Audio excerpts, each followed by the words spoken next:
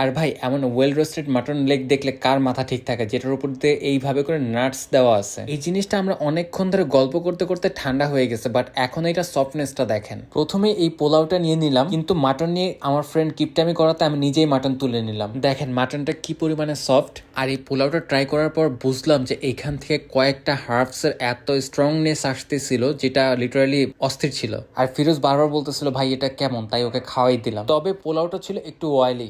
আমার জানা মতে মুঘলদের খাবার বা মুঘলদের রান্না বান্নায় হার্বস এর ফ্লেভারটা একটু স্ট্রংলি আসে। এই পোলাওর মধ্যে আস্ত লবঙ্গ থাকার কারণে হার্বস এর ফ্লেভারটা আরো স্ট্রংলি আসতেছিল। এবার পাক্কিটা ট্রাই করার পালা। আর এই পাক্কিতে বিফ পিস গুলো দেখেন এতটা দম দেওয়া হয়েছে প্রপারলি। এরপর ট্রাই করতেছি রাশিয়ান সালাদ। আপনি যদি সালাদ লাভার হয়ে থাকেন ডেফিনেটলি এটা আপনার কাছে বেশ ভালো লাগবে। স্পেশালি এই ফ্রেশ সালাদের ফ্লেভারটা মালাই দিয়ে আরো এনহ্যান্স করে দিবে। এটা হলো শাহজানি মুতানজান, যেটাকে মূলত বলা হয় মালাই জর্দা। মালাই